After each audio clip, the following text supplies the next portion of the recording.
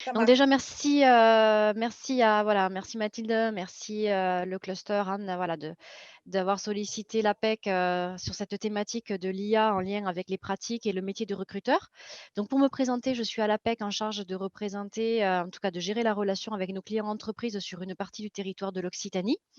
Et mon rôle, très simplement, consiste à voilà, représenter l'APEC auprès de nos clients entreprises, de nos partenaires institutionnels, de promouvoir nos services et de les mettre en œuvre, notamment au travers de temps de conseils collectifs ou individuels auprès des entreprises, mais également voilà, d'apports d'actions en complémentarité avec nos partenaires, plutôt institutionnels, et avec une prise de parole plutôt en lien avec la restitution de nos études. Voilà, c'est aussi donc du coup le contexte dans lequel aujourd'hui j'interviens dans le cadre de cette Factory RH. C'est une thématique, l'IA et le recrutement, qui a fait l'objet d'une étude très récente à l'APEC, puisqu'elle a été publiée en décembre 2020. Donc, l'APEC est un observatoire du marché de l'emploi cadre. Donc, on publie une cinquantaine d'études par an en lien avec l'actualité RH et les pratiques des recrutements et les attentes des cadres aussi, hein, on a autres clients à côté des entreprises, c'est bien évidemment les cadres et les diplômés, jeunes diplômés. Donc, c'est ce que je vais vous présenter, enfin, c'est dans le cadre de cette factory, c'est quelques extraits de cette étude que l'APEC a réalisée donc, sur les impacts de l'intelligence artificielle sur les pratiques de recrutement et le métier du recruteur. Donc pourquoi? Parce qu'en fait, on est tous d'accord avec ça, hein, c'est-à-dire que l'IA aujourd'hui, elle est quand même au cœur des débats sur les transformations sociales et que c'est une thématique qui voilà, génère énormément de discussions dans l'écosystème RH en tant que technologie qui est porteuse de gains de productivité, en tant que technologie qui va permettre de réduire des tâches fastidieuses, source de richesse, hein, qui pourrait en tout cas, ou qui est déjà source de richesse, et qui pourrait, et qui commence déjà à transformer effectivement massivement les emplois, en permettant notamment l'automatisation de certaines tâches. Donc ce débat autour de l'écosystème RH et l'impact particulièrement sur le recrutement, qui est une thématique de l'APEC, fait qu'on s'est intéressé plus précisément à cet impact de l'intelligence artificielle sur le recrutement et les pratiques. Donc du coup, je vais partager un support, Mathilde. Je t'en Alors du prie. coup, je fais partager l'écran, c'est ça? C'est ça, et tu mets ta fenêtre et c'est Est-ce que ça apparaît pour tout le monde? oui, c'est bon. C'est bon? Voilà. Je vais monter un petit peu le son. Alors du coup, 2 points principaux dans cette intervention. C'est du coup rapidement quel est le contexte, en tout cas que l'on observe, d'émergence de l'intelligence artificielle dans les recrutements et plus globalement dans les ressources humaines, puisqu'on est au carrefour des différentes expertises RH quand on parle de recrutement. Mais du coup aussi les impacts possibles et peut-être les nouveaux métiers qui apparaissent autour du métier de recruteur, connexes avec l'arrivée de l'intelligence artificielle dans le recrutement. Donc, quelques chiffres. Alors du coup, je parle aussi, voilà, en complémentarité avec les autres speakers, sur ces chiffres qui sont issus, voilà, de principales études, pour montrer quelle est la place effectivement de l'intelligence artificielle finalement dans l'importance de ce marché, en France et dans le reste du monde.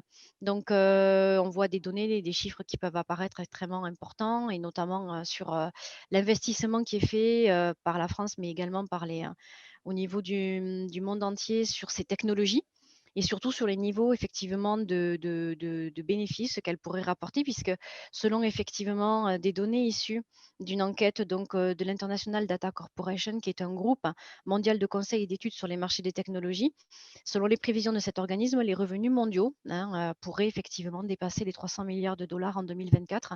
Donc on est vraiment sur une technologie d'aujourd'hui, mais bien sûr d'avenir, au balbutiement, dans certaines, en tout cas encore exploratoires dans certaines sur certaines pratiques RH. Mais c'est intéressant de voir à quel point effectivement il y a une course effrénée à être toujours le plus compétitif et voire demain le plus rentable sur ces mises en œuvre, en tout cas de l'intelligence artificielle globalement, mais spécifiquement sur la partie RH. Donc ces chiffres ne concernent pas que la partie RH, mais voilà, globalement sur les investissements et le niveau de retour attendu sur ces technologies. Donc la France compte parmi les 4 premiers pays au monde pour la production mondiale d'articles sur l'intelligence artificielle, selon un rapport de la commission Villani de mars 2018. Alors, de quoi on parle quand on est, spécifiquement sur les RH? On voit beaucoup effectivement de petits d'outils comme les chatbots qui sont des, voilà, des agents conversationnels. Vous connaissez tout ça, hein, je m'adresse à des experts du domaine, mais si on peut rapidement faire une définition de l'intelligence artificielle, c'est l'ensemble des méthodes qui vont chercher à reproduire l'intelligence humaine ou en tout cas faire imiter par les machines le fonctionnement du cerveau humain, en vue de prendre des décisions ou d'éclairer en tout cas ces décisions dans le respect d'une certaine éthique, qui est aujourd'hui une des questions également qui se pose au niveau du recrutement, plus globalement des RH, la notion d'éthique et la notion de juridique. Ce qui constitue également la fiabilité de ces outils, c'est la capacité à constituer des données disponibles, qualifiées et fiables, qui vont faire qu'on va pouvoir effectivement utiliser ces technologies de la manière la plus objective et la plus sûre possible en vue d'une décision humaine qui va respecter un certain cadre éthique et objectif.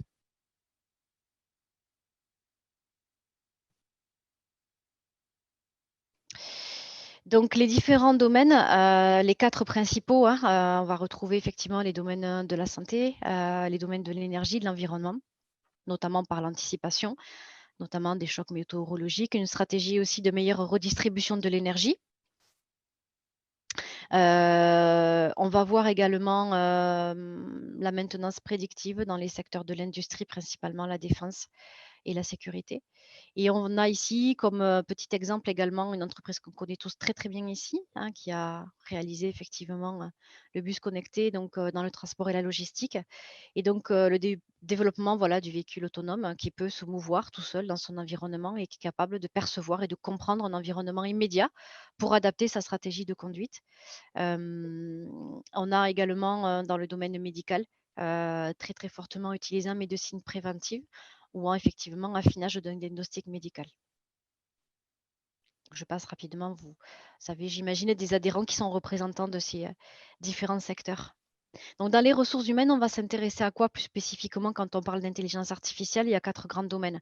Donc le recrutement, bien sûr, mais également l'organisation du travail, la capacité aussi à gérer plus efficacement, et de façon plus automatique la gestion des compétences, des carrières et une mobilité interne un petit peu plus fluide et l'optimisation du cycle de formation et l'optimisation aussi finalement, pour faire, mieux,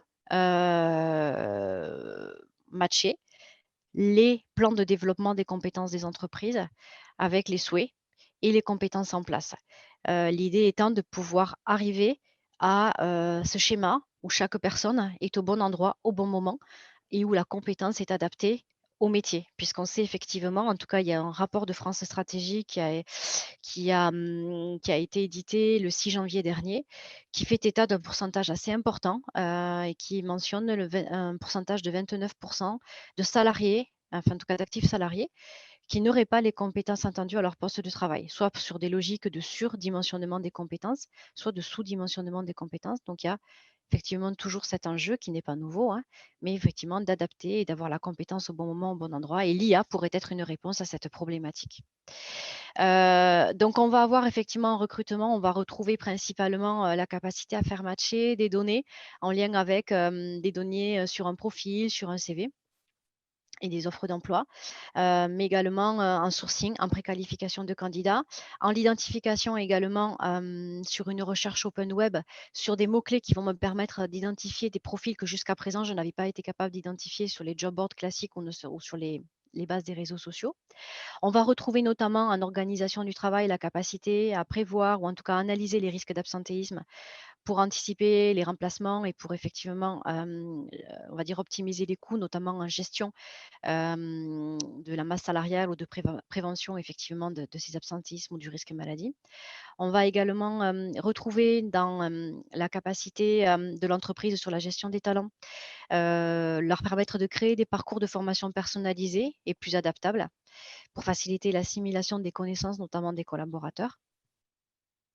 Et en gestion des compétences, plus précisément, des outils qui vont permettre aux collaborateurs de eux-mêmes autodéclarer leurs compétences et leurs motivations sur des plateformes dédiées, de façon à pouvoir ensuite les orienter vers les métiers les plus adaptés à leurs compétences avec un croisement avec les souhaits. hein, donc dans une logique de pouvoir avoir une vision beaucoup plus exhaustive des compétences et des souhaits et une adaptabilité, on va dire, plus optimale avec un plan de développement des compétences, voire un plan de gestion prévisionnelle des emplois et des compétences au-delà de la seule gestion de la compétence à l'instant T.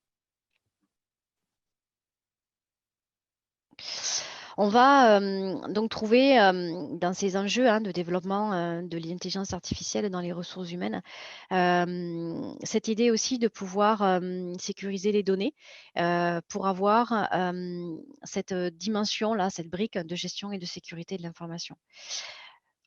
L'idée, c'est aussi dans les ressources humaines, plus globalement, de soutenir une culture du partage et de la collaboration au travers d'outils collaboratifs qui permettent évidemment la gestion de projets, mais également des échanges de pratiques ou, du travail inter-équipe. On a vu également le gain de productivité, l'analyse des risques, mais il y a toujours cette notion effectivement de confrontation entre l'intelligence artificielle et le règlement général sur la protection des données qui va faire que pour être performante, l'intelligence artificielle va nécessiter une grande masse de données et que lui, le RGPD, il incite plutôt effectivement à minimiser, en tout cas à réduire dans le but de protéger ces données utilisées. Donc, je fais vite pour être dans le délai. Donc, dans le recrutement, si on se centre principalement sur cette notion RH de recrutement, on va retrouver, ce qu'on constate en tout cas, c'est qu'on a en grande partie l'utilisation de l'IA dans la partie du recrutement qui va concerner l'attractivité et le sourcing, notamment par le matching entre mes besoins, les profils et les CV que pourrait me remonter mon ATS, notamment si je suis équipée d'un SIRH ou par rapport à une plateforme qui me permettrait de gagner du temps sur cette partie de présélection sur le profil ou sur les CV.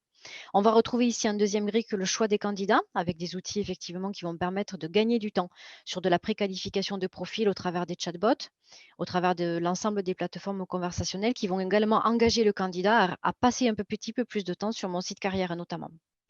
Et on va retrouver également ici un troisième brique, ce qui va me permettre de gérer la totalité du processus d'onboarding à partir du moment où je vais interagir également avec les autres acteurs concernés internes et où je vais pouvoir notamment donner des tâches à chacun des acteurs concernés par le processus d'onboarding de façon à ne rien oublier, automatiser et à continuer à créer du lien dans les phases de pré-onboarding, puisqu'aujourd'hui, il y a vraiment aussi, voilà, et d'autant plus dans le contexte actuel, de garder du lien avec le futur salarié et le fait de pouvoir automatiser chacune des tâches de ce processus d'intégration. Alors, j'ai pas moyen de voir, Mathilde, s'il y a des questions qui sont posées, je ne sais pas. Moi, je le regarde, il n'y en a Vous pas pour le suivez? moment. Il n'y en a pas. Est-ce que certaines personnes veulent intervenir sur ce qu'a dit Corinne? Non? Sinon, je poursuis. Allez, Allez. je t'en prie. Donc, du coup, si on aborde les impacts, on va retrouver ici dans ce schéma qui est issu effectivement d'une étude qui a été faite avec le Cercle Humania, notamment en 2019. On va retrouver découpé ici les différentes phases du processus de recrutement. On va retrouver la notion d'analyse sémantique avec la comparaison de données, avec toujours effectivement la qualification des retours qui va faire que cette décision va pouvoir être prise avec succès, où on va se rendre compte qu'on est loin effectivement des données remontées par rapport aux besoins qu'on avait identifiés. On va retrouver des notions également de mise en œuvre sur l'évaluation au travers du jeu, donc au travers voilà, des projets notamment, ou en tout cas des utilisations du jeu autour de la gamification du processus d'évaluation de candidats. Et bien sûr, la sélection au niveau des entretiens vidéo et des entretiens vidéo différés, du matching d'agenda notamment. Et là, on va être plutôt dans le processus de sélection de candidats et d'évaluation. Ce qui pose question toujours, c'est la notion effectivement de pouvoir identifier de façon précise les soft skills, parce qu'il est, et ça je parle également sous voilà, le couvert des autres speakers, la capacité à pouvoir, en tout cas par ces solutions d'intelligence artificielle, identifier le non explicite, enfin en tout cas tout ce qui est implicite dans une situation de travail. Et on sait qu'il est difficile d'évaluer une compétence quand on l'extrait de son contexte de travail, notamment avec tout ce qui entoure, tout ce qui n'est pas visible dans la situation de travail et qui font effectivement qui sont extrêmement importantes dans l'identification de la compétence. Donc, l'idée, c'est d'assister le recruteur dans toutes les tâches répétitives. Et donc, du coup, la question se pose de la compétence métier du recruteur autour de l'assimilation des compétences techniques qui vont lui permettre d'utiliser ces outils. Et l'IA pourrait effectivement se développer dans ces métiers du recrutement, dans l'interprétation des réponses, notamment aux questions ouvertes des candidats.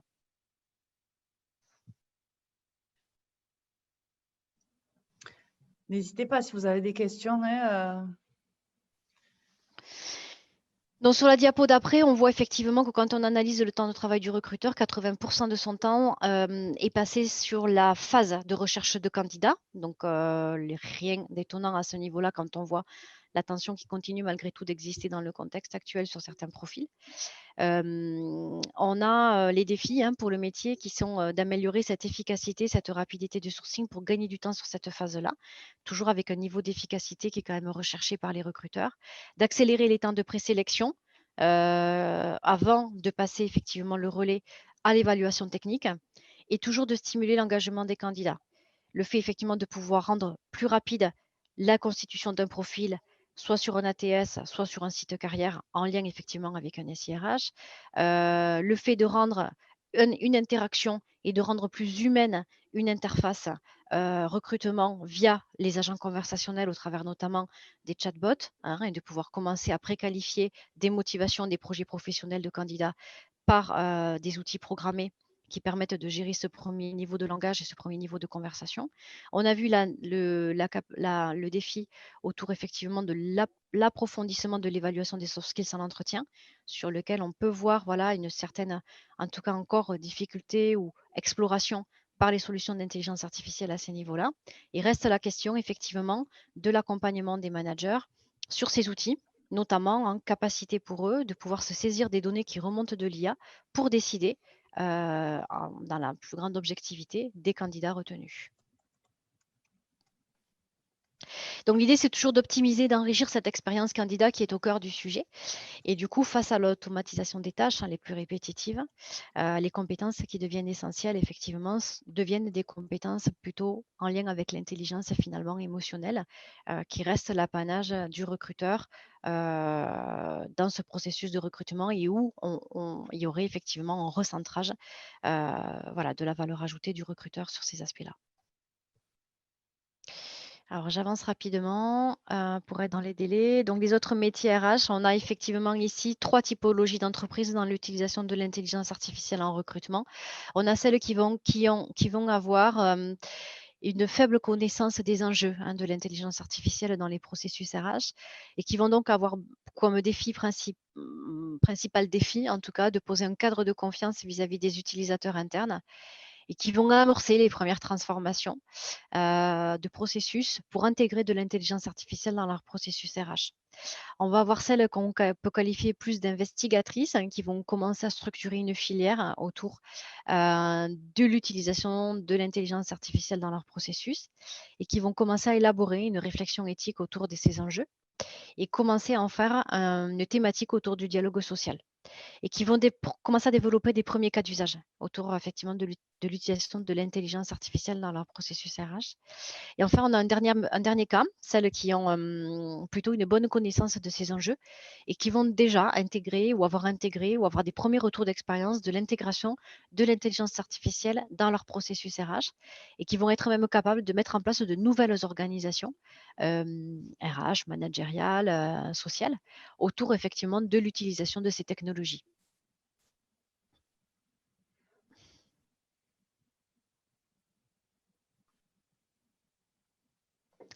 Donc, ce qui se pose effectivement, c'est d'abord cette définition d'un cadre éthique nécessaire aussi à sécuriser les différents acteurs et du coup à les faire adhérer à cette notion d'utilisation, en tout cas des outils, de nouveaux outils, ou en tout cas d'intégrer la machine quelque part ou de laisser une part à la machine, entre guillemets, d'action et d'autonomie dans l'aide à la décision dans ce processus de recrutement.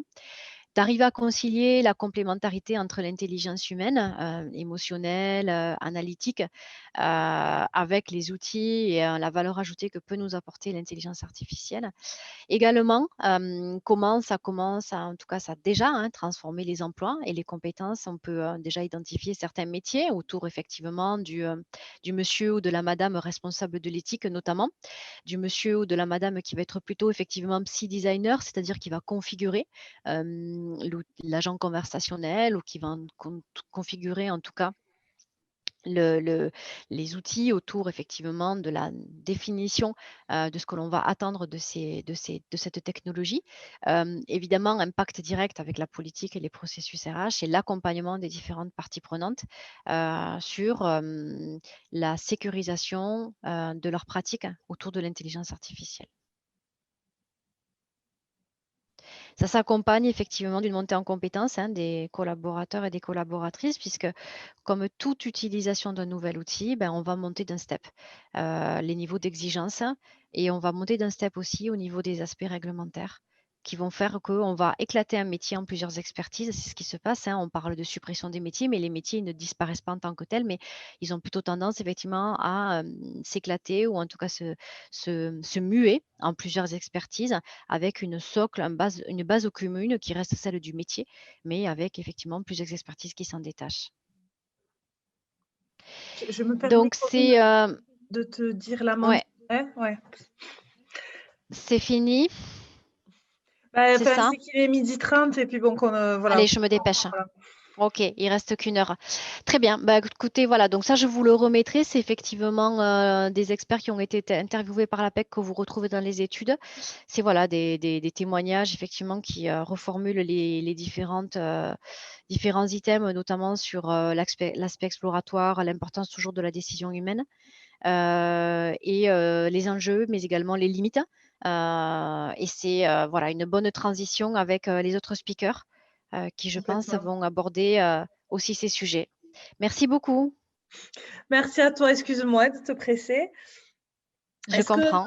Est-ce que certains ont des questions à poser à Corinne sur ce qu'elle vient de nous présenter, qui en effet est une excellente transition pour la suite? Corinne, moi j'avais une question notamment sur l'adoption de l'intelligence artificielle, notamment dans les entreprises.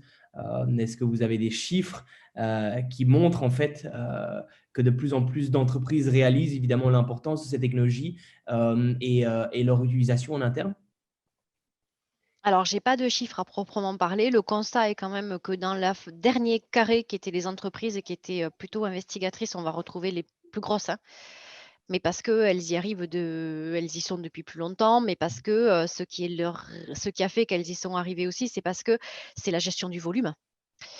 Donc, la gestion du volume en recrutement a fait que, elles se sont équipées d'outils qui aujourd'hui, d'abord la notion d'attractivité, donc de faire venir et d'aller chercher toujours plus loin et de façon toujours plus pointue des talents, mais également de pouvoir gérer le volume et les entrées, de candidats. Donc c'est ces 2 éléments qui ont fait qu'elles se sont arrivées le plus tôt et qui du coup font qu'elles sont aujourd'hui plus investigatrices. Alors j'ai pas de chiffres, mais aujourd'hui le constat, c'est qu'on a des entreprises plus petites qui s'y intéressent et d'autres qui ont développé aussi notamment dans le onboarding, dans la phase du onboarding, des processus supportés par l'IA vraiment intéressantes et qui du coup se développent très vite. C'est l'introduction de ces outils qui prend du temps, mais après, l'expérimentation fait que ça se développe très vite. Alors, j'ai pas de chiffres, mais des constats plutôt. Ok. Merci. Nicolas, du coup, peut-être Corinne, si tu peux libérer le partage, s'il te plaît. Allez. Et Nicolas, si tu veux prendre la suite. Oui, tout à fait. Mais en tout cas, merci à toutes les deux. Je vais en effet essayer de présenter de manière assez concrète des cas réels, parce que évidemment, on peut penser que la technologie de l'intelligence artificielle, c'est quelque chose d'assez lointain et quelque chose qui est relativement compliqué à implémenter. Pourtant, on voit le contraire dans les entreprises.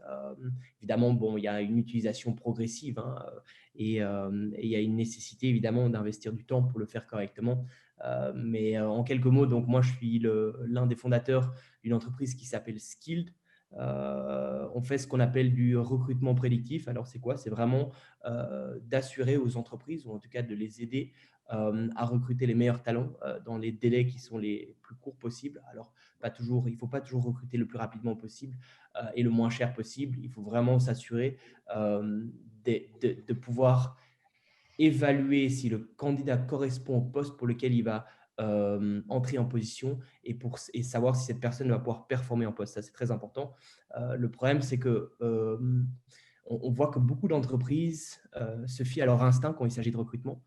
Et ça, c'est la grosse difficulté, c'est que quand il s'agit d'instinct, eh bien, on est enclin à des biais cognitifs, des biais de confirmation, ce qui est un énorme risque parce que vous allez toujours vouloir recruter des personnes, évidemment, qui vous ressemblent, des personnes avec qui on a eu un bon contact lors des premiers mots qui ont été échangés. Et ben, il y avait justement récemment un documentaire là-dessus sur LCI qui expliquait que les 7 premiers mots définissaient si cette personne allait être recrutée ou pas.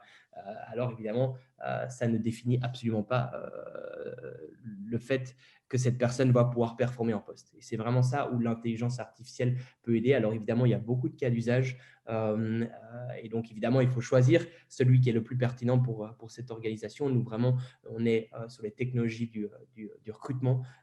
Mais évidemment, tout ce qui est chatbot, tout ce qui est onboarding ont leur importance aussi. Alors, avant de me lancer vraiment dans quelque chose de très tech et tout ça, j'aimerais bien que les différentes personnes comprennent les raisons pour lesquelles on fait ça. Parce qu'après tout, ce n'est pas seulement une nécessité technologique, mais c'est la plus-value que tout ça va apporter aux entreprises. Et ça, c'est vraiment très important. C'est que les entreprises, évidemment, veulent être le plus rentable possible, veulent se développer non seulement au niveau national, mais au niveau international. D'où l'importance de travailler avec les personnes qui vont pouvoir vous aider, vous mener dans cette direction-là. Donc, je vais faire un partage d'écran. Alors, c'est bon, Nicolas, pour le partage? je pense. Ouais, super. Vous voyez mon écran? Ouais, impec. Alors, quelques mots. Alors, je suis désolé, les slides sont en anglais, mais je vais continuer à parler en français. Une des choses qui est très importante, et ce qu'on voit, c'est que le recrutement des meilleurs talents reste la première préoccupation des CEO, mais aussi la principale préoccupation de toute la suite exécutive. Et on a souvent ce cliché, vous savez, les gens sont notre atout le plus important. Oui, ok, si c'était vrai, en fait, les entreprises évalueraient rigoureusement leurs propres pratiques et évalueraient les données passées pour s'assurer qu'elles recrutent en effet effectivement les meilleures personnes. Mais ce qu'on voit, c'est qu'énormément d'entreprises échouent terriblement dans ces tâches. Alors, je ne sais pas si vous avez été confronté à un recrutement qui n'a pas abouti, une personne qui est rentrée en poste mais n'a pas performé, qui est faux. En général, plus de 80-90% des entreprises nous répondent que c'est le cas. Et d'ailleurs, j'ai des chiffres que j'aimerais bien partager. Mais ce qu'on voit, et souvent les Américains sont précurseurs dans ce domaine, mais seul un tiers des entreprises américaines vérifient si leur processus de recrutement produit en effet des bons employés. Et donc, évidemment, c'est encore pire en Europe. Voilà. Une donnée qui va vraiment, je pense, et c'est souvent une donnée choc, selon une étude qui a été faite notamment par le cabinet de conseil McKinsey, ils évaluent en fait que les talents supérieurs sont jusqu'à 800% plus productifs qu'une personne moyenne pour un poste précis, pour un rôle de très haute complexité et jusqu'à 125% pour un rôle complexe. Et c'est les chiffres. Vous voyez que parfois, et c'est Steve Jobs qui disait toujours ça, c'est que si vous avez vraiment, vous allez dans votre entreprise chercher la crème des crèmes, une petite équipe de A+ players va pouvoir surpasser une équipe géante de B et C players. Et c'est pour ça, alors qu'est-ce qu'un B, qu'est-ce qu'un C, qu'est-ce qu'un A players? Évidemment, tout ça, c'est la vraie difficulté du recrutement parce qu'il y a tellement d'éléments à évaluer quand vous êtes amené à rechercher une personne qu'en général, les entreprises s'y perdent et ne savent plus ce qu'ils doivent évaluer.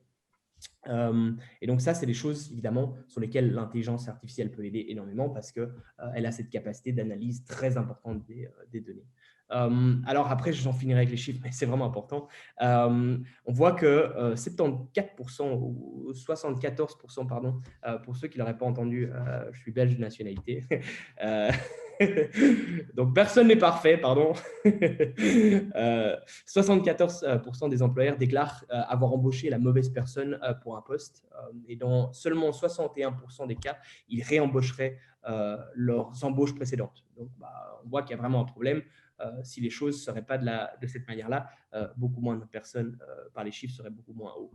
Une chose qui est clé, c'est le turnover, donc évidemment le roulement des personnes dans une entreprise. Et les chiffres qui ont été publiés à travers les différents secteurs, c'est que 17% des nouvelles recrues en fait, démissionnent ou sont stoppées dans leur période d'essai après les 6 premiers mois. C'est 34% après 12 mois et 46% après 18 mois. Donc, on voit vraiment que ces chiffres sont immenses.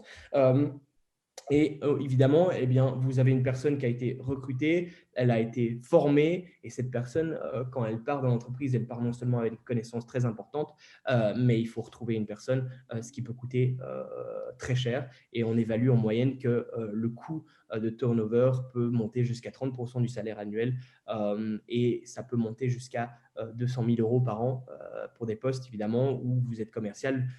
Si vous ne rapportez pas des chiffres à votre entreprise, et bien automatiquement, s'il peut y avoir une perte très importante. Donc, par conséquent, on voit que le coût de roulement des mauvaises embauches est astronomique.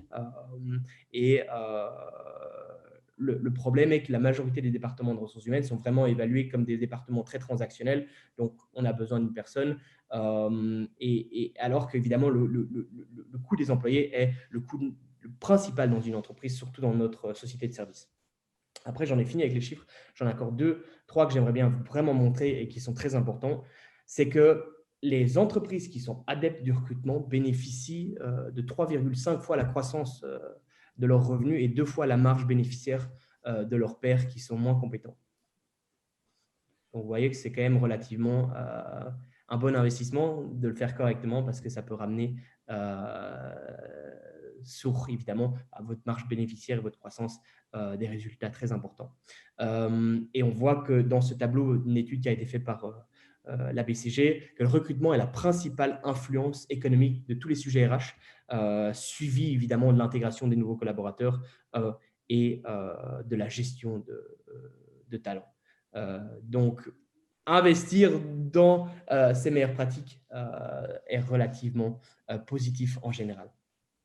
Et un point qui est clé, c'est qu'évidemment, un talent qui est chez vous, qui part chez votre concurrent, eh bien, c'est votre concurrent qui acquiert une certaine compréhension de vos stratégies opérationnelles et votre culture d'entreprise. Donc, c'est des choses qui doivent être absolument évitées. 50%, c'est la chance de prendre une décision de recrutement précise basée seulement sur le CV et l'entrevue. Donc, vous avez vraiment une chance sur 2. Presque faire avec une pièce, vous avez une chance sur 2. Donc, évidemment, le talent, c'est la clé d'un potentiel immense. Et ça, c'est quelque chose qu'il faut absolument prendre en considération. Donc, j'avance évidemment parce que je sais que j'ai un temps imparti. Et donc, ce qui est la clé et là où l'intelligence artificielle peut aider, c'est qu'en fait, comme je l'ai dit au début, la majorité des entreprises se fient très fort à leur instinct lorsqu'il s'agit de recrutement. Et c'est ce qu'on veut éviter au maximum de faire, c'est que l'instinct, on ne doit pas lui faire confiance, tout au contraire, c'est analyser des données très précises pour nous permettre de prendre de meilleures décisions. Et j'ai un exemple très récemment. Nous, on avait décidé d'engager une nouvelle personne pour notre bureau au Portugal et toutes les données m'indiquaient que cette personne, je ne devais absolument pas la recruter, mais mon ressenti personnel était qu'il fallait absolument recruter cette personne. Eh bien, j'ai décidé de ne pas la recruter et je suis persuadé que j'ai fait le bon choix parce que par la suite, on a recruté une personne où on n'avait aucun indicateur, où on se disait peut-être que là où vous avez des doutes, en général, il faut éviter de prendre une décision précipitée. Alors, ou bien il faut aller plus loin dans le processus et s'assurer que cette personne peut correspondre, mais surtout, évidemment, faire très attention. Il faut savoir que les biais sont très présents lors des entretiens Et donc, on va vraiment essayer toujours de confirmer ce premier jugement que vous avez sur une personne et valider ça à travers les interviews. Donc, évidemment, quel est le secret d'un recrutement réussi? C'est qu'on voit que l'expérience ne prédit à hauteur que de 16% la capacité d'une personne pour réussir en poste. Les 3 meilleures sources sont faire passer un échantillon de travail.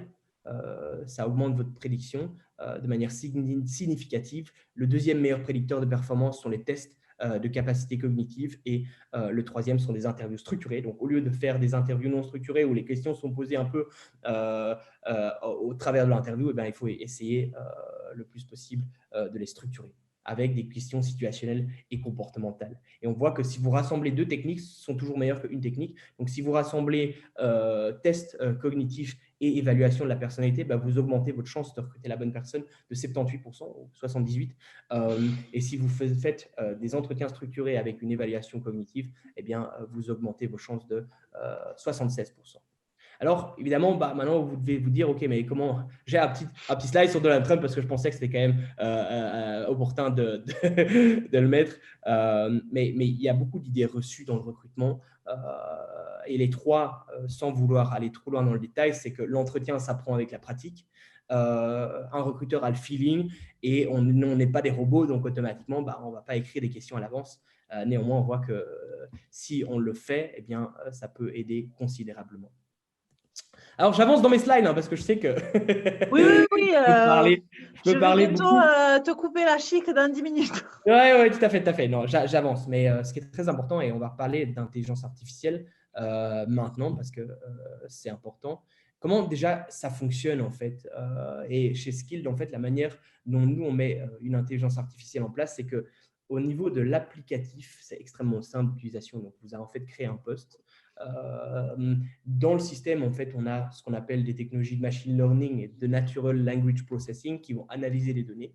Et en fonction de ça, en fait, quand un candidat va postuler, ce candidat va être matché sur base du CV et des compétences recherchées. Et donc, en fait, il y a un pré-screening qui va être établi pour réduire les biais qu'on pourrait avoir sur le premier jugement d'un CV et vraiment analyser une grande quantité d'informations qu'un recruteur pourrait rater. Une personne qui a mal dormi la veille, une personne qui a pu rater une information, ce candidat, moi je voulais qu'il parle français, je ne l'ai pas vu sur son CV, l'information est ratée, hop, le CV passe à la poubelle, on a raté potentiellement un très bon talent. Et en fait, ce qui se passe, c'est que c'est vraiment des étapes où il y a un premier screening qui va être effectué par une machine et puis automatiquement, tous les CV seront montrés au recruteur, mais il y aura un score qui sera donné au candidat pour vraiment permettre au recruteur d'aller plus rapidement sur les profils qui correspondent le mieux pour leur entreprise et puis derrière, elle va analyser l'entièreté des CV qui pourraient correspondre. Vous voyez que ça donne déjà un avantage compétitif immense pour ces entreprises qui, elles, ont déjà presque c'est comme si vous aviez une assistance personnelle ou une assistante ou un assistant personnel qui fait le premier screening, mais ça se passe la nuit, le jour. La machine n'est jamais fatiguée et elle a été évidemment entraînée sur des centaines, presque des millions de CV. Et donc, ça fait une énorme différence parce qu'elle est devenue très forte là-dessus. Alors, il y a des questions qui vont venir en disant « Oui, mais attendez, est-ce que la machine n'est pas biaisée ?» Ce qui est bien, c'est que nous, évidemment, dès le début, on a fait très attention à ça. C'est qu'on a évité les biais dans la création de ces algorithmes. Donc, on ne prend pas des informations qui sont liées au nom, on ne prend pas des informations qui sont liées à la nationalité, pas l'âge. Tout ça, c'est des données qui ne sont absolument pas analysées. Et donc, ça réduit considérablement les possibilités de biais. Et nous, on fait beaucoup de ce qu'on appelle error analysis. Donc, évidemment, on ne veut pas que dans un poste comme ce qui s'était passé pour Amazon, les hommes soient favorisés comparé aux femmes parce qu'on a beaucoup de données précédentes qui nous montrent qu'il y a majorité d'hommes dans les positions et donc d'office, ils doivent être les plus forts. Ce n'est pas le cas. Les avantages, comme on peut les expliquer, il y en a une multitude. C'est que ça peut automatiser un grand volume, mais ce n'est pas seulement parce que pour une petite entreprise, ce n'est pas ça qui va avoir une importance, c'est vraiment réduire les biais auxquels vous pourriez être enclin. C'est améliorer la qualité et l'objectivité du recrutement et c'est vraiment éviter le plus possible de faire des erreurs liées au recrutement. Donc, vous voyez que cette machine a une capacité assez importante, mais on va beaucoup plus loin que ça parce que l'humain, c'est de l'intangible et donc c'est du personnel, c'est des soft skills. Et donc, en fait, ce qui se passe, c'est qu'avec des technologies, et comme on en discutait avec Corinne, eh bien, pour prédire à plus haut niveau la possibilité de cette personne de réussir en poste, eh bien, nous, on intègre tout ce qui est logique d'évaluation cognitive, de personnalité et de motivation pour vraiment comprendre le candidat avec beaucoup plus de précision. Et pour vous donner des exemples, parce que c'est important, et je vais vous en donner après, c'est que nous, on travaille à travers tout type de secteur. Donc, on a du service, de l'aéronautique, des hôpitaux, du transport. Et en fait, on voit qu'il n'y a pas de limite dans lequel le système fonctionne ou ne fonctionne moins bien. Parce qu'en effet, comme on met fort en avant ces soft skills, eh bien, tout le monde, évidemment, peut apporter quelque chose, mais sa pierre en fait à l'édifice, notamment au niveau des soft skills. Ça vous permet vraiment d'avoir une meilleure visibilité sur la personne qui correspond mieux en poste. Et ça, c'est l'important, c'est qu'on se dit toujours, oui, mais attendez, est-ce que ça ne fonctionne pas mieux pour le secteur de l'IT? Non, ça fonctionne à travers tout type de secteur. Ça nécessite évidemment une certaine adaptabilité au début pour le faire fonctionner, bon, parce qu'il nécessite un paramétrage, mais de nos jours, les outils ont été construits de la sorte où il ne faut pas un diplôme d'ingénierie pour faire tourner ces systèmes. Toute la partie complexe est vraiment dans la partie back-end. Et c'est ça la beauté, c'est que vous pouvez très facilement avoir un avantage compétitif grâce à l'utilisation de ces technologies sans pour autant souffrir dans l'implémentation. Et nous, pour vous donner un exemple, pendant la crise, on a eu beaucoup de demandes, notamment des secteurs de la santé, des laboratoires qui leur métier avait changé du jour au lendemain. Au lieu de faire passer des prises de sang tous les jours, ils devaient faire du large-scale testing, notamment comme ici on a au Luxembourg, et donc ils ont dû recruter des centaines de personnes et vraiment s'assurer que ces personnes pouvaient performer en poste. Et ce qu'on a vu, c'est qu'on a pu réduire le temps de recrutement de près de 40% et augmenter la qualité. Alors évidemment, il faut toujours le voir dans la durée, mais en général, on observe des taux de turnover qui sont beaucoup plus bas parce qu'il y a une évaluation qui a été faite qui est beaucoup plus approfondie, justement, à l'opposé de ce qu'on peut faire en fonction du feeling. On a fait la même chose pour des hôpitaux, notamment en Belgique, où eux avaient évidemment décidé de changer de système. Ils devaient faire une implémentation et eux, en fait, non seulement ont pu du jour au lendemain passer et travailler en télétravail, mais derrière ont pu économiser beaucoup de temps pour leur permettre de se focaliser plus sur les postes qui étaient extrêmement difficiles à les trouver, parce qu'en effet, comme Corinne l'a dit, il y a une nécessité de sourcing qui est très importante, et donc évidemment, si vous récupérez du temps sur des tâches qui sont plus chronophages, vous avez beaucoup plus de temps sur des profils qui sont plus compliqués, sans devoir augmenter votre équipe de manière substantielle. Donc, il y a vraiment beaucoup de use cases, non seulement le temps de recrutement, la qualité du recrutement, la performance d'une personne en poste. Et donc, vous voyez que les bénéfices sont très largement observés pour des entreprises qui utilisent ce genre de technologie. Est-ce que j'ai encore un peu de temps? Presque plus. 3 minutes. Donc voilà, ici, je ne vais pas passer en revue en détail, mais parce que j'ai déjà montré les chiffres, mais on voit vraiment que les possibilités et ce que l'outil peut permettre en termes d'augmentation de la prédiction de la performance est substantielle. Donc ça, c'est des choses qui sont très importantes. Après, je ne vais pas passer tous les slides en revue, mais je voulais faire de manière assez high level une explication des use cases de l'intelligence artificielle liée au recrutement. Et nous, on va même aussi loin que d'analyser les descriptions de postes, voir s'il y a trop d'ambiguïté ou de contradictions et faire des recommandations aux recruteurs et faire des modifications. Mais le monde de demain, c'est un monde qui sera évidemment très équipé en termes d'intelligence artificielle, et des choses qui sont faites manuellement, qui peuvent prendre des semaines, des jours, qui peuvent être faites en quelques secondes, quelques millisecondes pour l'intelligence artificielle. Ces entreprises vont avoir un avantage concurrentiel énorme. Dans ce cas-ci, par exemple, un use case que je peux vous donner, c'est la recherche et le sourcing de candidats. Ce qui se passe, c'est que chaque entreprise crée ce qu'on appelle un talent pool au fur et à mesure des mois, des années où ils recrutent.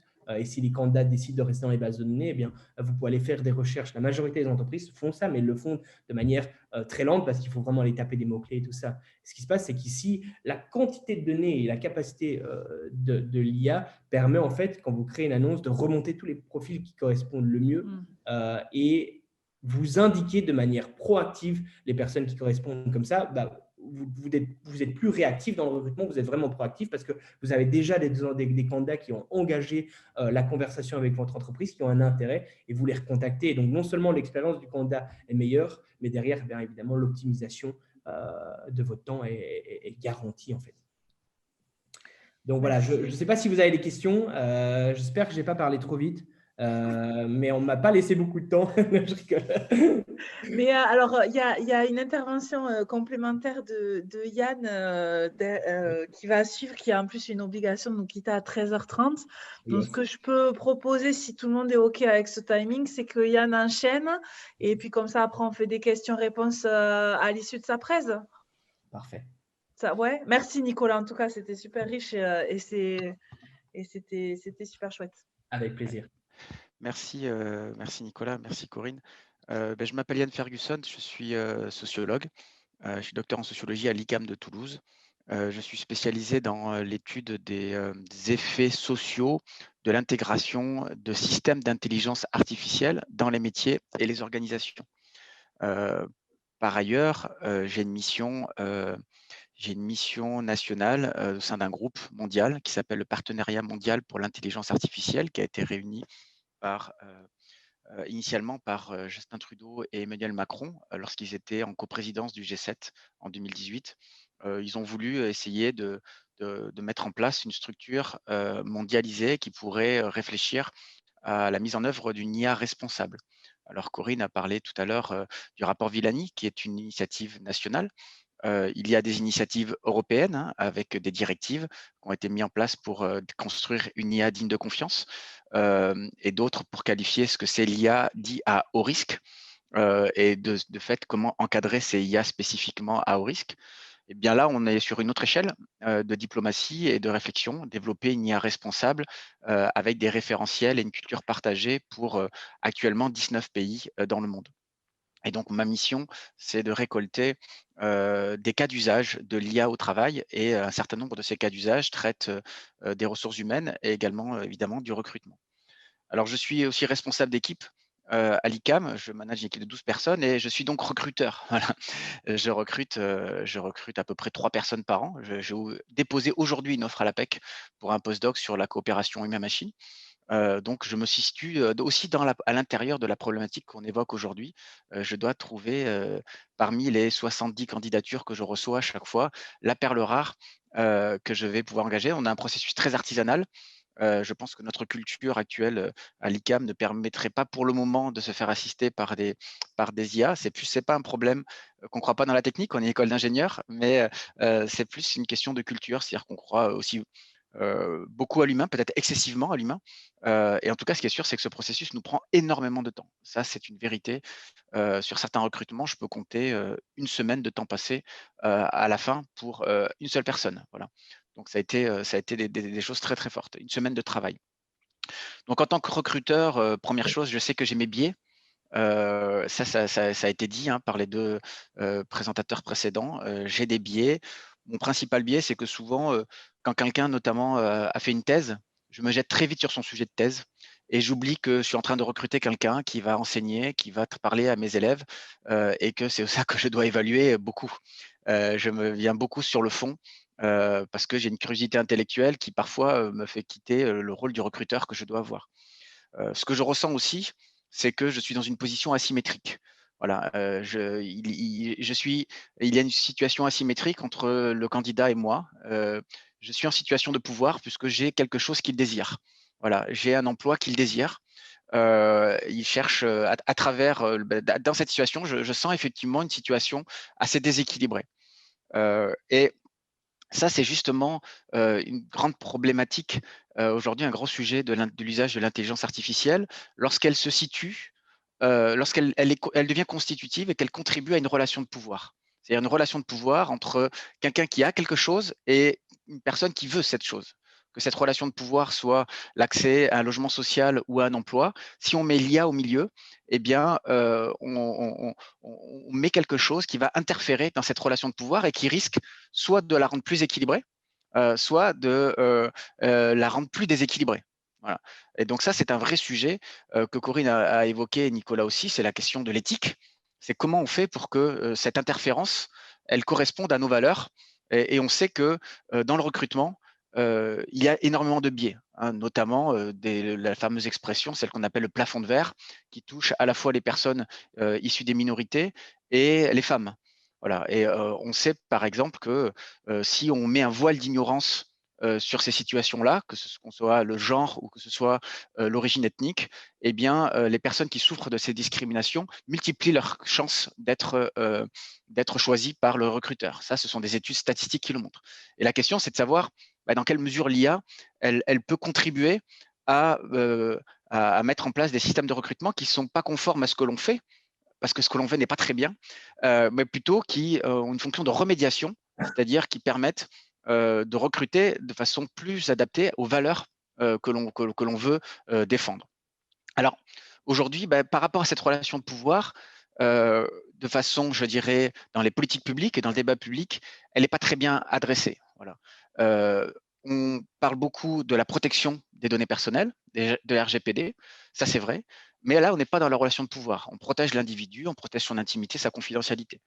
On parle beaucoup d'IA digne de confiance, ce qu'on appelle un peu l'ethics by design, où là, on va chercher des IA loyales, explicables, robustes, conformes à un cahier des charges. Alors là, on peut déjà introduire de ces aspects, notamment sur l'explicabilité, parce que par exemple, on pourrait imaginer qu'un candidat déçu puisse accéder au système et qu'il puisse comprendre les raisons pour lesquelles le système a contribué à écarter sa candidature, ou en tout cas lui a donné un score en dessous des 79,3% que Nicolas a évoqué tout à l'heure. Voilà, donc ça, c'est des choses, ça peut y contribuer. Mais on est encore assez loin, finalement, de ce qu'on pourrait faire avec l'IA pour parvenir à finalement modifier notre système imparfait, hein, parce que ce système instinctif que Nicolas a décrit tout à l'heure, système très humain et très biaisé, produit de l'injustice, produit quelque chose d'inéquitable dans un grand nombre de situations. Alors, je ne vais pas faire un cours sur l'IA, mais comme vous le savez probablement, il y a deux grands modèles d'IA. Il y a l'IA symbolique, où on fait des règles qu'on va appliquer à des données. Et là, dans ce cadre-là, on pourrait se dire, c'est simple, on n'a qu'à mettre des règles sur lesquelles on se met d'accord, des règles de non-discrimination, et puis elle les appliquerait. Seulement, ce n'est pas l'IA qu'on utilise aujourd'hui. Voilà, en tout cas, ce n'est pas l'IA qui explique le grand buzz actuel autour de l'IA. Le grand buzz actuel de l'IA, il se construit autour d'une autre forme d'IA qui est l'IA empirique, qui au contraire va dédonner pour aller produire des règles ensuite. Et là, ces données, qu'est-ce que c'est? C'est tous vos comportements passés. Voilà. Et donc là, il n'est pas question de la machine, il est question de comment se comporter nous. Et on ne se comportait pas forcément très bien puisqu'on produit tous ces recrutements souvent jugés discriminatoires. Donc, dans ce cadre-là, on risque de produire tout simplement des IA qui reproduisent l'imperfectibilité, en tout cas l'imperfection de nos comportements de recruteurs. Voilà. Et donc, c'est là où on doit introduire dans ce jeu de données empiriques qui n'est rien d'autre que nos comportements passés, eh bien, des principes qui vont permettre de les corriger. Alors, qu'est-ce qu'on fait en dehors de l'IA pour essayer de corriger? À niveau recherche, on a fait des recherches pour savoir, par exemple, quel est le taux de pourcentage comment un candidat augmente ses chances s'il y a un voile d'ignorance sur son genre ou sur ses discriminations. On sait que, grosso modo, pour le genre, c'est 5 fois plus. Voilà, dans certains secteurs, c'est 5 fois plus de chances d'être recruté si on est une femme et que le recruteur ne sait pas qu'on est une femme. Voilà, 5 fois plus, c'est énorme. Donc, ça voudrait dire que derrière, pour l'IA, il faudrait la périmétrer et la régler pour qu'elle corrige. On a fait des expérimentations aussi où on ne met pas les photos et on a fait aussi des expérimentations de discrimination positive. Alors là, ça pose plein de problèmes légaux et puis tout le monde n'est pas d'accord avec ce principe de discrimination positive. Donc là, on a un vrai sujet. La question devient donc comment on construit des systèmes d'intelligence artificielle qui vont contribuer à rendre plus équitable, plus juste le processus, c'est-à-dire qu'ils vont réduire cette situation asymétrique et qui va la rendre plus équitable pour tous les candidats.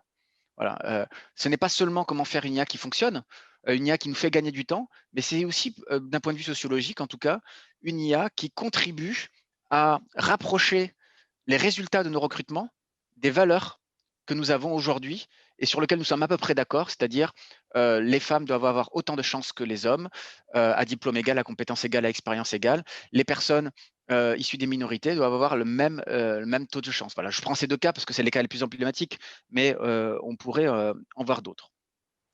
Alors, troisième chose, ça a été dit par Corinne, hein, comment fonctionnent ces IA?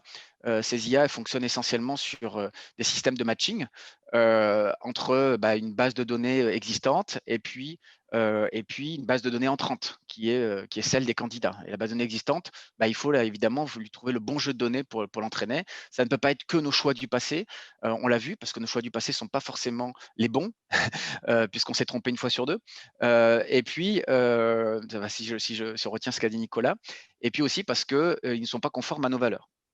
Alors, qu'est-ce que moi j'ai relevé dans mon catalogue mondial de l'intelligence artificielle au travail? Alors, je vais pas tout dire, mais bon, au-delà des cas d'usage, un cas d'usage classique, c'est beaucoup simplement déjà la bonne affectation.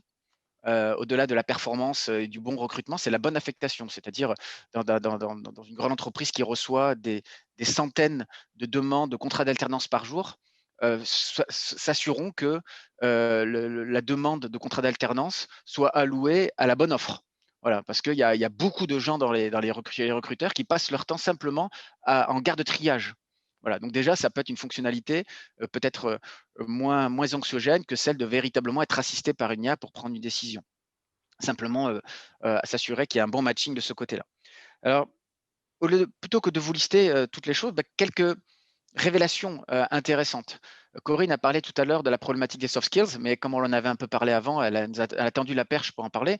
D'un côté, on peut avoir des IA qui passent au travers de ces soft skills, et de l'autre, justement dans ces opérations de matching, c'est-à-dire de correspondance entre plusieurs bases de données, on a des surprises. Par exemple, l'IA peut être beaucoup plus concentrée et beaucoup plus mettre en avant un niveau de correspondance élevé à partir des soft skills. Voilà, j'ai vu des entreprises qui m'ont dit, il y a des candidats, on ne les voyait pas du tout parce qu'on était très centré sur le métier. Voilà, très centré sur l'expertise métier. Et on a eu des candidats qui étaient peut-être un peu exotiques du point de vue de l'expertise métier, mais l'IA nous a poussé un score de matching qui nous a interpellés parce qu'il a beaucoup mis en avant les soft skills. Voilà. Et donc, côté métier, c'est intéressant aussi dans les annonces d'être très précis dans les soft skills qu'on attend parce que l'IA va y être sensible. Voilà. Et donc ça, c'est des choses intéressantes. Deuxième chose, l'IA ne fonctionne pas comme nous, même si, comme l'a dit Corinne, le but c'est d'essayer de dupliquer des fonctions cognitives de haut niveau jusque-là qualifiées de exclusivement humaines. Malgré tout, on ne peut pas dire qu'elle nous copie totalement dans sa manière de raisonner, de produire une décision. Et parfois, elle peut produire quelque chose qui nous paraît très étrange, mais si on a la compréhension de son fonctionnement, eh bien, ça devient intéressant. Voilà, ça devient intéressant de dire, plutôt que se dire, mais elle est complètement partie en live, se dire, mais pourquoi elle me propose ça? Et d'essayer de retracer ce qui est proposé, ça permet d'ouvrir des perspectives. Voilà, ça va ouvrir des heuristiques, c'est-à-dire par ces nouvelles formes de raisonnement, soi-même, on a un élargissement cognitif de notre manière d'envisager ces candidatures. Troisième chose, côté formation, on a vu qu'il y avait des étudiants, qui disaient, ou des étudiants, côté formation en projet professionnel, il va y avoir aussi des compétences à avoir parce que vous allez non seulement devoir penser à l'être humain qui peut regarder votre CV, mais il va falloir aussi penser à l'IA qui va l'assister. Et là, on se rend compte qu'il va y avoir des développements de stratégie pour essayer de séduire aussi le programme. Voilà, et ça, peut-être, c'est le boulot de Nicolas de regarder comment dans ses programmes, il peut essayer de cerner les séducteurs de machine learning et de deep learning pour s'assurer qu'il y a un vrai candidat sincère et qu'il n'a pas simplement essayé de faire la danse du ventre au programme informatique. Voilà. Quatrième et dernier point, du côté du recruteur. J'avais démarré avec ma propre histoire, mais du côté du recruteur, on en a un petit peu parlé. Nicolas a évoqué quelques éléments sur l'instinct, par exemple. Écouter son instinct, c'est pas forcément une bonne chose. Et je ne peux pas lui donner tort. Vous savez, vous connaissez le grand psychosociologue Daniel Kahneman, qui a dit qu'on a un système 1, un système 2. On a un système 1 qui est celle de notre intuition, et notre système 2, c'est les raisonnements plutôt rationnels. Voilà. Et souvent, le système 1 prend beaucoup de place. Et le problème, c'est quand on est en système 1 alors qu'on est persuadé d'être en système 2. Voilà. On est persuadé de raisonner rationnellement, mais en fait, c'est le système 1 qui contamine toute notre réflexion. Alors, l'instinct, on peut que dire qu'il faut pouvoir le modérer, le réguler, on ne peut pas dire qu'il faut le supprimer. Mais par contre, il est possible que ce soit extrêmement constitutif de l'identité du recruteur. Voilà. Le recruteur peut dire, moi, je me gargarise d'avoir un instinct, un flair, un pif qui est particulièrement efficace. Et évidemment, si Nicolas vient lui proposer son outil, il va se sentir fragilisé dans son identité professionnelle, dans ce qui constitue ce qu'il estime être sa force. Voilà. Et donc, ça, du côté du recruteur, on se situe dans la question de l'acceptabilité. Voilà. Est-ce que je suis prêt à accepter que cet outil vienne coloniser mon espace de liberté, mon identité professionnelle, mon instinct de recruteur. Voilà. Alors, l'acceptabilité, c'est 3 choses. Il y a l'acceptabilité pratique. Voilà. Est-ce que le truc il est bien fichu? Est-ce qu'il ne me prend pas énormément de temps? Est-ce qu'il y a une bonne ergonomie, etc. Généralement, maintenant, les développeurs de solutions, ils pensent beaucoup end-user, ils ont des cycles agiles, ils savent assez bien développer une expérience utilisateur efficace. Ensuite, il y a l'acceptabilité sociale. L'acceptabilité sociale, c'est tout ce que la personne peut avoir en tête avant même qu'on lui présente la technologie. Et on sait qu'en matière d'IA, les gens ont beaucoup de choses en tête. Voilà. Ils sont beaucoup dans le fantasme et il y aura un risque peur du remplacement. Voilà, est-ce que cette IA va me remplacer? Ou alors peur de l'aliénation. Cette IA, elle va me dire ce que je dois faire.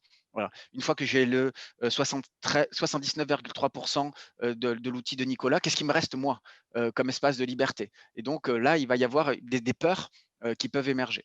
Et puis après, il y a l'acceptabilité dite située. Voilà, l'acceptabilité située, on ne se concentre pas sur la technologie, mais sur les pratiques, c'est-à-dire ce que l'outil permet de faire et de ne pas faire. Voilà. La question, c'est, ou alors qui m'oblige à faire des choses différemment. Voilà. Et là, c'est là où on va avoir parfois des blocages. C'est-à-dire qu'il y a des gens, ils tiennent à des choses dans leur métier, ils tiennent à des pratiques, et évidemment, l'outil qui va être développé pour les assister, il va venir bousculer tout ça. Voilà. Et donc, on va modifier les frontières technologiques. Par exemple, si quelqu'un, encore une fois, je reviens sur l'exemple et qui dit, moi, mon instinct, c'est mon ADN, mon instinct, mon flair, la façon dont je sens les gens dans les 7 premiers mots, comme ça a été très bien dit, c'est vraiment ça ma force, et qu'on vient lui amener un outil qui lui dit, non, il va falloir passer en système 2, il va falloir rationaliser, analyser les données, eh bien, il va dire, oui, mais quid du cœur? Voilà. En innovation, par exemple, Steve Jobs a été cité, il y a des gens qui font beaucoup d'études de marché, il y a des gens qui font beaucoup de focus group. Et puis, il y avait Steve Jobs qui disait, rien à foutre des études de marché, rien à foutre des focus group, il faut écouter son cœur. Voilà. Et lui, il pensait qu'il fallait écouter son cœur parce que le client ne savait pas ce qu'il voulait. Voilà. Et donc, forcément, si lui, on lui avait dit, on va vous mettre une IA qui va analyser la prédiction de pénétration du marché de votre innovation, il aurait dit, c'est de la merde, comme il le disait quasiment tout le temps, à chaque fois qu'il entendait une nouvelle idée, il aurait mis de côté. Donc, il faut pouvoir considérer la façon dont le recruteur construit son identité professionnelle autour de quelle culture, autour de quel référentiel, pour ensuite pouvoir positionner cet outil qui va devenir de plus en plus indispensable, mais le faire en adéquation avec la façon dont le recruteur se définit. Dernière chose, il y a la peur toujours de la déshumanisation d'un processus. Voilà, on y revient toujours, je parlais du cœur. Le risque que finalement, on doit son sort à des machines, que j'écris ma candidature non pas en pensant séduire un recruteur, mais en pensant séduire une machine. Et puis derrière, on serait tous triés par des machines, etc. Bon, là, il y a 2 scénarios.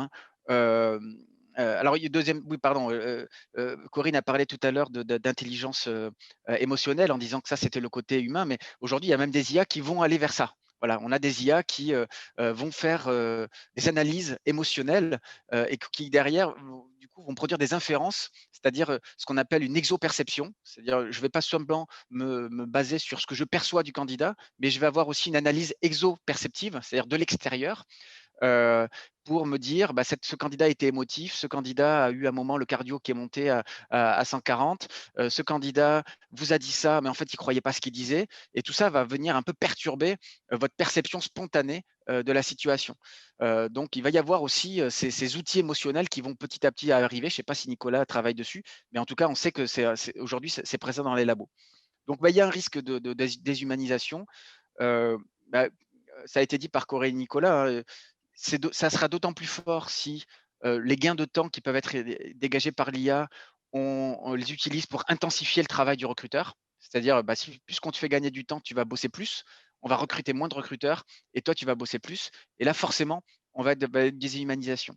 Par contre, si le discours, c'est de dire, et ça a été bien dit, je trouve, par Corinne et Nicolas, le temps gagné, ça sera pour l'investir dans d'autres phases du recrutement, passer plus de temps avec les candidats.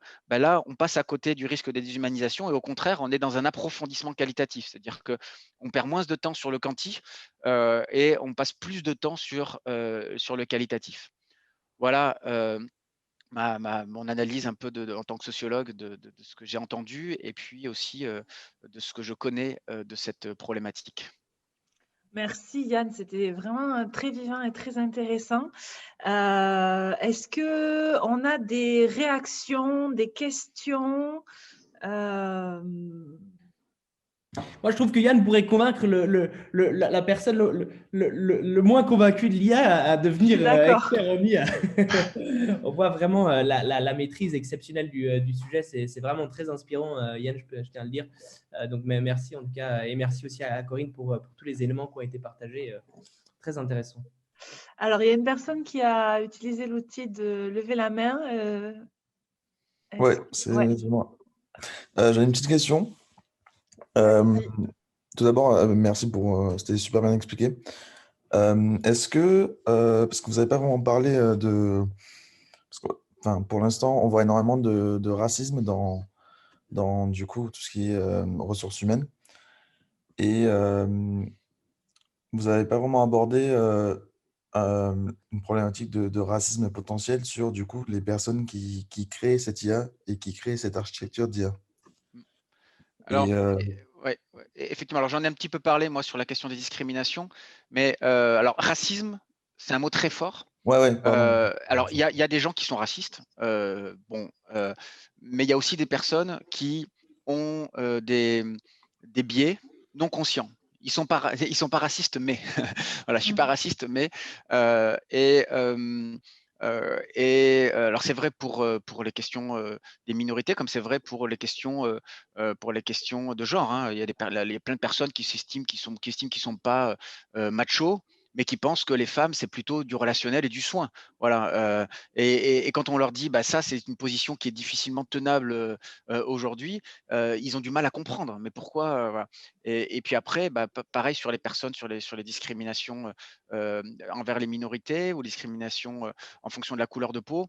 Pour beaucoup de gens, c'est des biais inconscients. Voilà. Ils associent peut-être des personnes d'origine asiatique à certaines professions, à certaines qualités ou à certains défauts, mais ils ne le savent pas eux-mêmes. Voilà. Ou en tout cas, ils ne pensent pas que quand ils sont en train de coder des algorithmes, ça a beaucoup d'impact. Voilà. Or, ça, c'est faux. Voilà. Ça, c'est faux. On sait que ça, c'est Cathy O'Neill qui le dit. Hein, je vous encourage à regarder son TEDx et à lire son livre. Elle dit les algorithmes sont des opinions embarquées dans du code. Voilà. Et donc, pour ça, il ne faut pas le laisser seul. Voilà. Alors, il y a des personnes qui disent qu'il faut former les ingénieurs et les développeurs à l'éthique. C'est pas idiot. Mais je dirais que pour autant, il ne faut pas les laisser seuls. Je dirais qu'il faut plutôt les former à l'éthique pour que derrière, ils aient le réflexe d'aller voir des experts sur le sujet, qu'ils aillent voir des personnes de l'APEC, qu'ils aillent voir des chercheurs sur les discriminations, qu'ils aillent voir des collectifs qui sont engagés sur les sujets pour qu'ils ne soient pas seuls au moment du code, qu'ils prennent conscience éventuellement des choses et qu'ils soumettent à la fin, avant d'envoyer leur programme comme ça, qu'ils le soumettent à des collectifs qui vont faire des retours. Voilà. Et puis la deuxième chose, c'est l'auditabilité. Ça, j'en ai parlé à un moment. Il faut qu'à intervalles réguliers, on puisse auditer les propositions et les analyses qui ont été faites par les algorithmes, qu'on les audite à l'intérieur d'un collectif pour savoir si le programme a produit des résultats qui sont conformes à ce qu'on attendait de lui du point de vue de l'efficacité, mais aussi du point de vue de nos valeurs. Voilà, ce n'est pas que de la fiabilité technique, c'est aussi de la fiabilité du point de vue social, une fiabilité sociale de l'IA, donc il faut faire des audits réguliers. Peut-être que Nicolas a des exemples en tête sur ces sujets-là. Tout à fait, c'est un vrai bon point. Et d'ailleurs, alors, ce n'est pas encore assez le cas, je dois le dire, parce qu'il y a certains pays dans lesquels ils sont très avancés dans le domaine, notamment l'État de New York aux États-Unis, où l'auditabilité devient presque la norme pour des algorithmes qui tournent là-bas, les décisions qui sont prises. Alors, ce n'est pas encore assez le cas en Europe, mais c'est une vraie nécessité, en effet, parce que le problème, c'est que sinon, on pourrait introduire des biais et avoir des systèmes notamment de screening erronés qui tournent pendant des années sans que personne s'en rende compte. Alors évidemment, il faut faire très attention. Déjà, l'entreprise, ça doit faire partie de son ADN, que de s'assurer évidemment que la discrimination est inexistante. Alors ça ne peut jamais être inexistant, mais en tout cas extrêmement limité, et mettre en place les process nécessaires pour éviter ce genre de situation. Donc voilà, nous, on a un système, par exemple, où ce n'est pas seulement les data scientists qui ont la main, mais on a des experts en RH analystes qui vérifient ça avec nos équipes de data scientists, et les ingénieurs aussi ont une revue régulière des algorithmes pour être sûr, évidemment, qu'on n'introduit pas des biais. Après, on a beaucoup de chance, et c'est des choses qui sont assez rares, mais il est prouvé qu'une femme qui, dans la recherche, sera automatiquement moins impactée par les biais. Et nous, on a la chance, notre responsable data science est une femme et qui fait un travail extraordinaire, qui a plus d'une 15aine d'années dans le domaine. Donc c'est des choses auxquelles on fait très attention, mais les entreprises doivent être, et surtout les États, je pense, avant tout, doivent réguler un maximum pour que les entreprises puissent avoir confiance. Donc ça, c'est de la part de notre responsabilité que d'avoir plus de transparence envers les candidats, envers les entreprises et envers les États pour s'assurer évidemment que le travail est correctement fait. Et que si ce n'est pas le cas, on peut y remédier. Merci pour ces réponses. Sébastien, tu voulais… Oui, alors moi j'avais plusieurs remarques et je voulais rebondir sur la dernière remarque de Nicolas qui disait que finalement les femmes chercheuses avaient finalement moins de probabilité de créer des biais. Et en fait, c'est un biais, le fait de dire ça. Bref. Du coup, en étant recruteur, moi j'ai écouté effectivement attentivement, puisque du coup je suis recruteur et on a développé il y a quelques années une solution qui permet justement de qualifier les profils sur la base de leur CV, parce qu'effectivement le CV c'est quelque chose qui est factuel en fait. Il y a un contenu, le candidat met des choses factuelles, en tout cas pour ce qu'il pense être factuel, c'est-à-dire ses compétences. Peut-être qu'il va mettre en exergue des compétences qu'il n'a pas réellement, donc ça c'est au recruteur de l'évaluer, ou peut-être même qu'il va ne pas mettre des compétences dont il dispose parce qu'il n'a peut-être pas forcément envie de les mettre en pratique. Du coup, moi, j'ai eu en fait un retour d'expérience personnelle là-dessus, c'est que en fait, les clients, quand on leur proposait la solution, finalement, ça ne les intéressait pas parce qu'ils avaient besoin d'avoir un humain pour évaluer en fait les compétences et les profils des candidats. Alors, la solution tourne toujours, mais en réalité, aujourd'hui, on l'utilise pour nous et pas forcément pour nos clients. Alors, du coup, bon, voilà, c'est des choses effectivement sur lesquelles nous, on a travaillé par rapport à notre métier de recruteur, où on a donné des poids par rapport, on va dire, à des exigences, mais chaque recruteur va avoir des niveaux d'exigence différents selon, en fait, la compétence, les hard skills ou les soft skills. Enfin bref, donc du coup, c'est difficile de faire entrer dans un algorithme, finalement. Et c'est là où, du coup, tout à l'heure, Nicolas expliquait que chaque recruteur, en fait, pour implémenter l'outil, il faut s'approprier, en fait, la vie de l'entreprise pour pouvoir savoir quel est le poids de chaque composante qui doit évaluer le candidat, soft, hard, bref, les compétences linguistiques aussi, le niveau de diplôme, le niveau d'expérience. Enfin bref, donc du coup, voilà, moi j'ai trouvé que c'était riche. Après, personnellement, je crois beaucoup en l'IA, mais je pense que l'IA aujourd'hui, alors je ne sais pas si demain ça changera, ne reste qu'un outil d'aide à la décision qui permet effectivement d'explorer un champ des possibles. Mais pour moi, le métier du recruteur restera toujours prépondérant. Alors du coup, voilà, c'est un débat.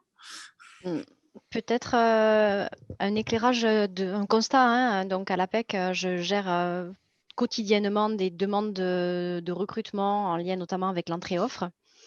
Et le constat quand même qui est assez récurrent et ancien et toujours d'actualité, c'est la difficulté pour le recruteur de savoir ce qu'il cherche. Hein.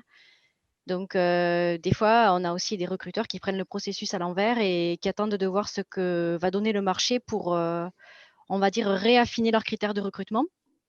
Et donc, dans ces cas-là, je comprends effectivement que certains ont du mal à identifier la valeur ajoutée d'une solution d'IA, puisque ça leur impose de devoir remettre à l'endroit leur processus et finalement à d'abord se poser la question des compétences dont ils ont besoin.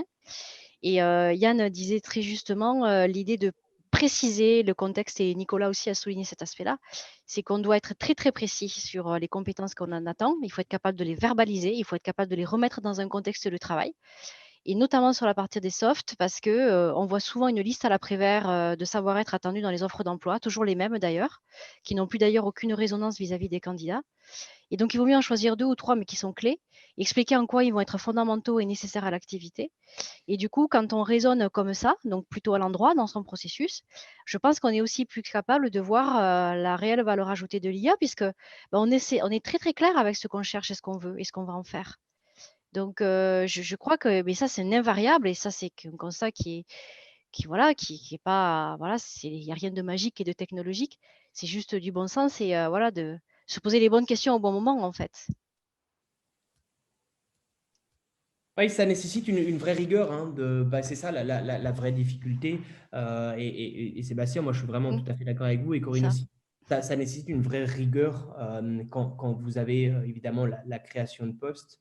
Alors oui, évidemment, le recruteur reste la pierre angulaire, hein, du recrutement. L'outil n'est là que pour assister dans la mesure du possible, éviter de commettre des erreurs. Mais une chose qui est très importante, je l'ai mentionné au début, c'est les entretiens structurés, c'est savoir, attendez, mais au niveau des compétences, des soft skills, de la culture, qu'est-ce que vous voulez évaluer, et en fonction de ça, analyser 6 à 8 compétences, il n'en faut pas tellement plus, sur plusieurs entretiens, être sûr que vous avez les éléments et que vous pouvez comparer les candidats et chaque candidat l'un à côté de l'autre pour évaluer la qualité des réponses, plutôt que vraiment aller faire des entretiens où on va lui poser plein de questions et là on ne sait pas vraiment ce qu'on évalue. Et si vous structurez, eh bien, c'est la magie que le recruteur peut obtenir, c'est qu'on va très facilement évaluer un candidat, eh bien, qui va venir avec les bonnes réponses et automatiquement qui correspond le mieux pour ce poste.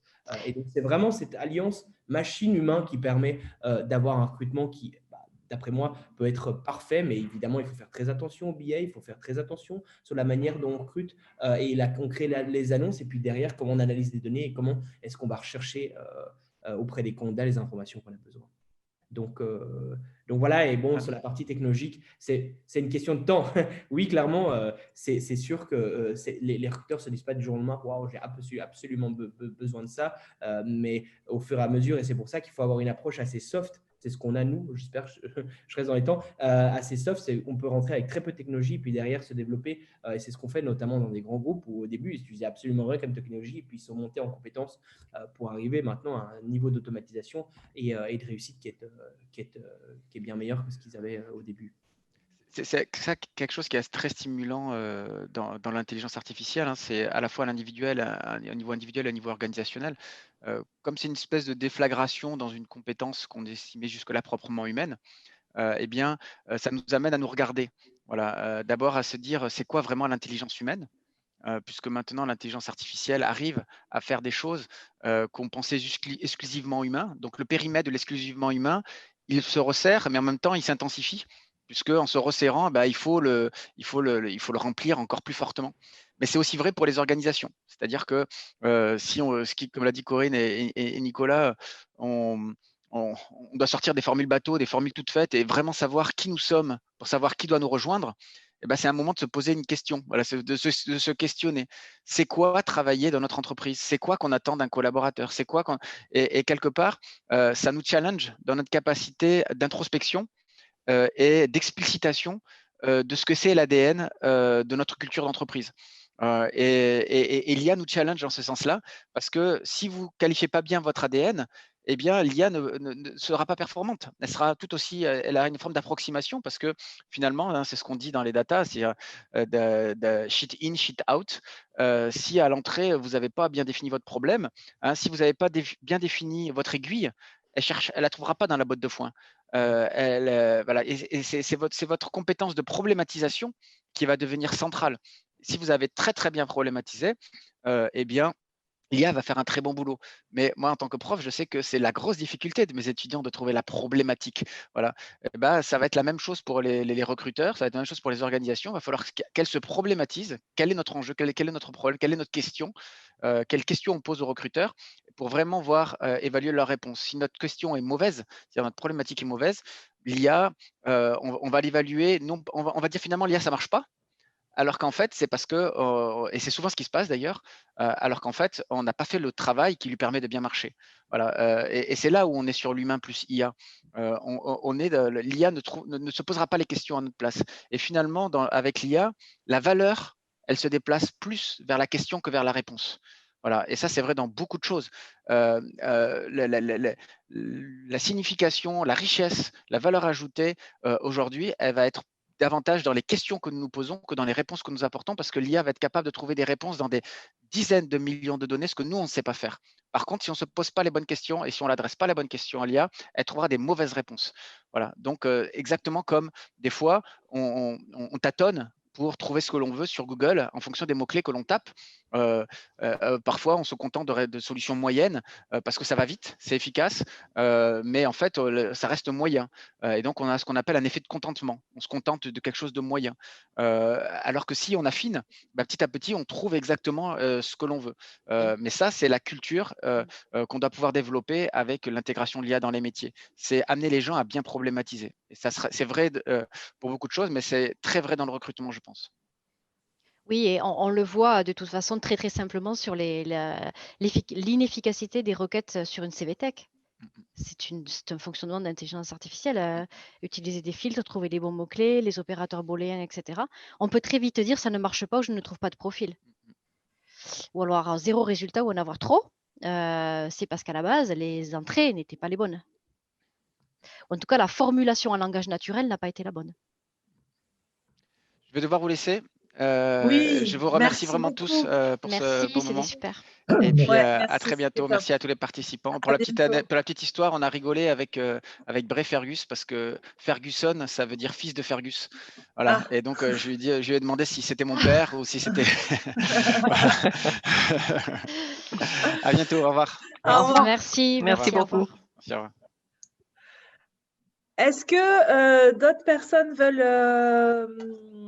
amener quelque chose en plus, des questions, des témoignages? J'aurais une question. C'est bon, mon micro est branché? Oui. Bon, l'IA, j'ai découvert beaucoup de choses aujourd'hui. J'avoue que c'est très, très riche comme contenu.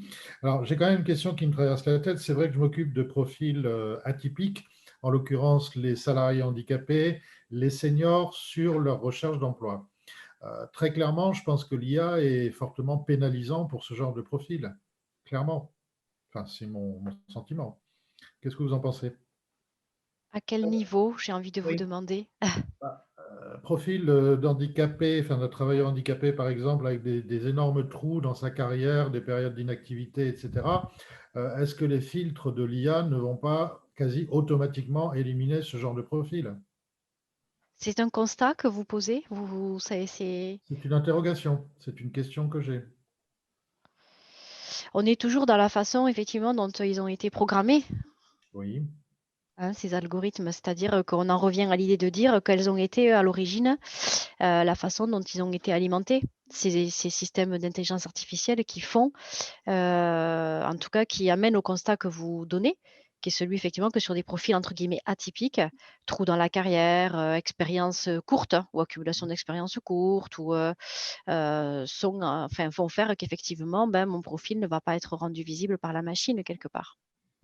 Moi, c'est la question que je me pose, et je n'ai pas la réponse là aujourd'hui, mais comment est-ce qu'effectivement l'outil a été alimenté, comment il a été programmé, et à partir de là, la décision qui est prise semble être effectivement une décision discriminante, entre guillemets. Alors, pour ma part, oui, pardon, Corinne, allez-y. Non, il y a des questions aussi déjà d'a priori humain derrière ça, c'est-à-dire que et ça, c'est un constat également, c'est que quand on travaille avec un client sur l'identification de ses besoins en recrutement, on va d'abord complètement déconstruire des a priori déjà sur des CV. Ça, c'est évident. Et là, on ne parle même pas de l'intelligence artificielle à ce niveau-là, mais c'est effectivement, moi, il m'est arrivé très régulièrement d'avoir des entreprises qui, effectivement, à la vue de CV où il y avait plusieurs CDD avec des très courtes expériences, avait déjà effectivement une idée du candidat en lien avec une instabilité éventuelle de ce candidat et qui ne resterait pas. Vous voyez, c'est le raccourci qu'on peut faire très vite. Après, je ne suis pas je suis pas du tout technique, donc j'ai du mal à voir comment la machine peut reproduire ce type d'a priori sur des parcours atypiques. Mais en tout cas, c'est sûr que c'est en tout cas, je l'ai eu souvent entendu, vu, et voilà, de façon assez régulière, effectivement, sur des parcours un petit peu qui sortent du cadre, quoi. Nicolas?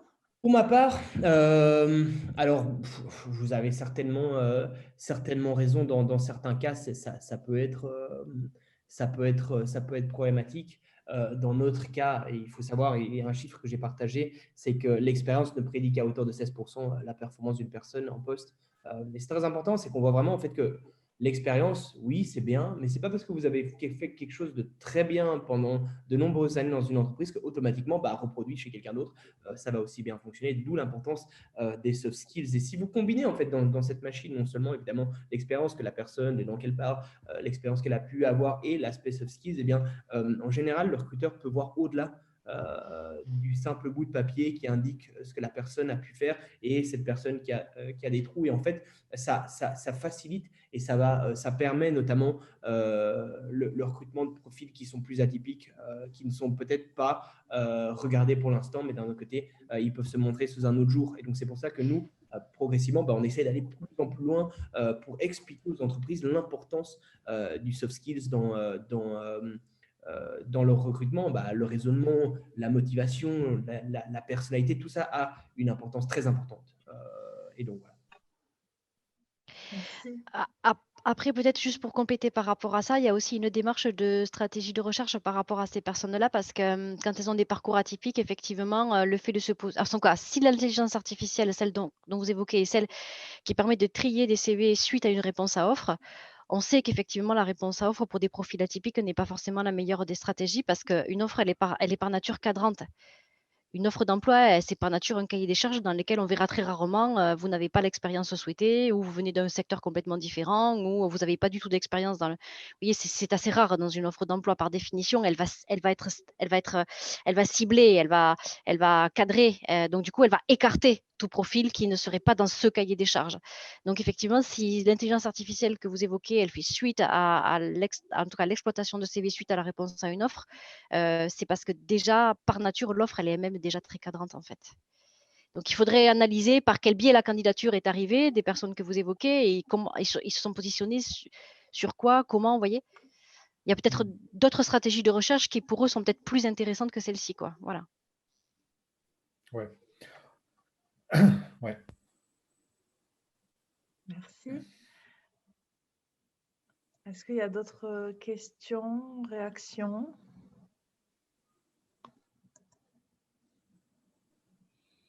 Bon, s'il n'y en a pas, moi, je vous propose